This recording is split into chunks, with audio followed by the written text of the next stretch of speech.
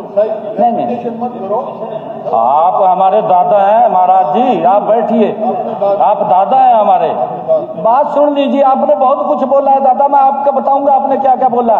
विपक्ष है, आलोचना इनका जन्मसिद्ध अधिकार है, आलोचना करेंगे, स्वाभाविक ही है। अरे इतने दिन रोक के रखे, इसका मतलब पिछली सरकार ने कुछ किया ही नहीं।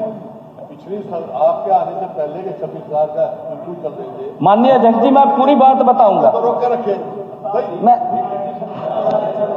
माननीय अध्यक्ष जी महाराज, एक उठा साहब, नहीं चलिए, अभी बोलना, अभी तो इंट्रोडक्शन कर रहा हूँ मैं। कोई बात, अभी तो महाराज जी, अभी तो इंट्रोडक्शन कर रहा हूँ। बैठिए दादा,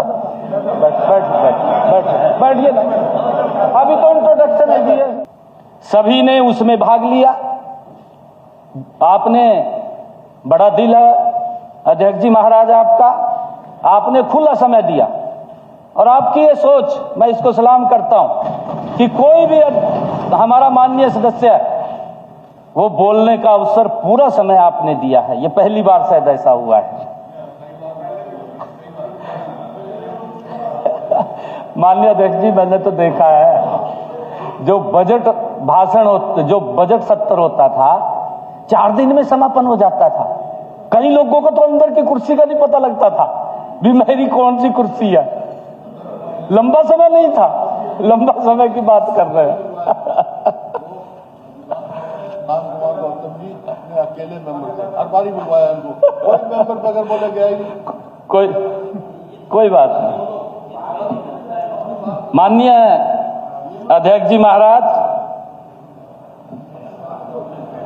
राज्यपाल महोदय के अभिभाषण पर चर्चा हुई, सभी ने उसमें भाग लिया और बहुत कुछ कहा भी गया। विपक्ष है, आलोचना इनका जन्मसिद्ध अधिकार है, आलोचना करेंगे, स्वाभाविक ही है। लेकिन मुझे आश्चर्य भी है कि आलोचना और आंकलन अगर किया ही जाना है तो थोड़ा बहुत अपना भी कर लेते, करना चाहिए। इलेक्शन के अंदर भी हमने देखा, हिसाब मांगने चल पड़े। भाई, आप भी इस कुर्सी के ऊपर मौजूद रहे हैं, 10 साल तक रहे हैं, कम से कम हमने क्या काम किए हैं माननीय अध्यक्ष जी, उसका भी आंकलन होना चाहिए था, उसके बारे में भी सोच लेना चाहिए था। आज मुझे एक बात याद आ रही है, शेर याद आ रहा है।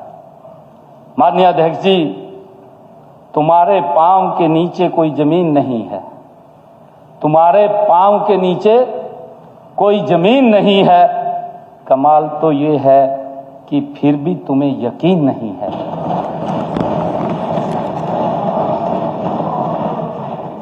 माननीय अध्यक्ष महोदय, 10 साल की बात करेंगे तो सुनते सुनते लंबा समय लग जाएगा। पिछला जो वर्ष गया है चुनावी वर्ष था।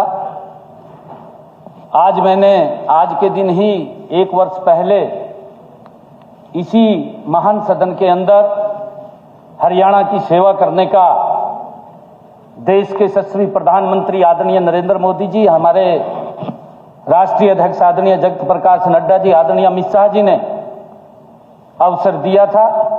आज के दिन मैंने विश्वास मत हासिल किया था और जो ही विश्वास मत हासिल किया आदरणीय अध्यक्ष जी, अगले दिन ही हम चुनाव में चले गए थे। नेक्स्ट डे चुनाव आचार संहिता लग गई थी। 1 साल के बाद आदरणीय अध्यक्ष जी शायद आज चुनाव आयोग प्रेस करके आचार संहिता हटाएगा। 1 साल लगातार, ये पहली बार हुआ है कि हम लगातार ही चुनाव के अंदर रहे हैं। 1 साल हो गया। माननीय अध्यक्ष जी, राज्यपाल महोदय के अभिभाषण पर चर्चा हुई और उसी चर्चा में विपक्ष के द्वारा बार बार यह कहा गया कि सरकार ने कुछ नहीं किया। इस प्रकार की बातें कही गई। माननीय अध्यक्ष जी महाराज, इस सरकार के बनने के साथ ही हमने हरियाणा प्रदेश के युवाओं का जो विश्वास खोया हुआ था, जो डरे हुए थे, हमने बिना पर्ची बिना खर्ची के 26,000 युवाओं को हरियाणा सरकार की नौकरी देने का काम किया है। 26,000 युवा कब लगाया आपने, कब की इंप्रूव हुए? अरे इतने दिन रोक के रखे, इसका मतलब पिछली सरकार ने कुछ किया ही नहीं।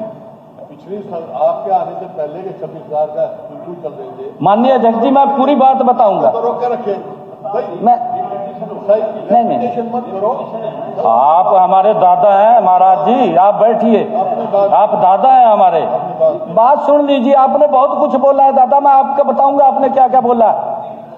दादा मैं बताऊंगा आपने क्या क्या बोला है, मैं आपको बिल्कुल बताऊंगा कोट करके। आपने बहुत कुछ बोला है दादा। अभी तो मैं अपना ये थोड़ा सा वो बता रहा हूं इंट्रोडक्शन के उसमें, ये प्रस्तावना, ये अभी चर्चा नहीं है, चर्चा तो मैं अभी आगे आ रहा हूं। यार बताओगे 10 साल हो गए तुम्हारे को, और यही बताना था हम जाते हैं क्या करें? नहीं भाषण नहीं।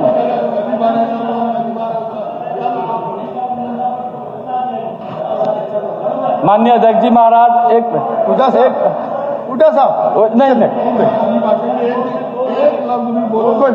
चलिए, अभी बोलना, अभी तो इंट्रोडक्शन कर रहा हूँ जी मैं। कोई बात, अभी तो महाराज जी अभी तो इंट्रोडक्शन कर रहा हूँ। बैठिए दादा, बैठिए ना, अभी तो इंट्रोडक्शन है जी।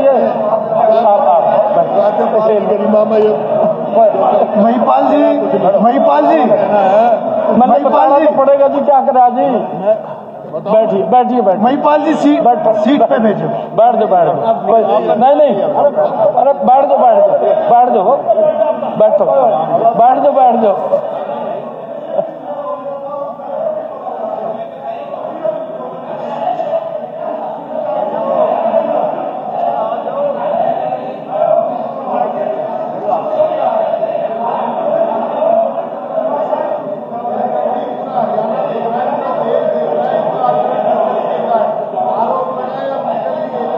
आप अपनी बात माननीय अध्यक्ष जी, क्योंकि मैं पिछले 4 दिन से आपने हर माननीय सदस्य को समय दिया, मैं हर माननीय सदस्य की बात को सुना है, गौर से सुना है, जो जो उन्होंने आरोप भी लगाए हैं, जो जो शब्द कहे भी हैं। माननीय अध्यक्ष जी, मैंने किसी की बात में इंटरवेन नहीं किया, मैं सुनता रहा। और मेरा दायित्व है माननीय अध्यक्ष जी कि अब एक एक व्यक्ति की बात का जवाब देना वो मेरा दायित्व है, और मैं उस दायित्व का निर्वहन कर रहा हूं। परंतु आज हरियाणा प्रदेश देख रहा है माननीय अध्यक्ष जी, जो विपक्ष की हालत हो गई है। माननीय अध्यक्ष जी, मैंने स्थानीय निकाय के चुनाव में कहा था कि इनकी गलत नीतियों के कारण जो आज उठ करके चले गए हैं, इनकी गलत नीतियों के कारण हरियाणा प्रदेश की जनता इनको 0 पे आउट करेगी, और 0 पे आउट कर दिया माननीय अध्यक्ष जी। एक भी इनका व्यक्ति जीत करके नहीं आया, ये इतिहास में पहली बार हुआ है। ये इस प्रकार का इनका जो व्यवहार है, आरोप लगाते हैं चले जाते हैं। अब किसी भी प्रकार के दर्द से क्यों होना परेशान, जब ऑर्थोचार्ज कैप्सूल हो आपके पास। सभी प्रकार के दर्द में आयुर्वेदिक पद्धति पर आधारित रामबाण इलाज। कबीर औषधालय का ऑर्थोचार्ज ऑयल, कैप्सूल और सिरप आपको देता है तुरंत आराम। अनेक प्रकार के दर्द जैसे sciatica, spondylitis, rheumatic pain, arthritis, lumbar pain, सभी दर्द को दूर करने का रामबाण इलाज। 100% आयुर्वेदिक जड़ी बूटियों से बनाया गया ऑर्थोचार्ज कैप्सूल और ऑयल एक बार प्रयोग में अवश्य लाएं। अधिक जानकारी के लिए संपर्क करें। एड्रेस: कबीर औषधालय, सेक्टर 14, सोनीपत, दिल्ली, NCR।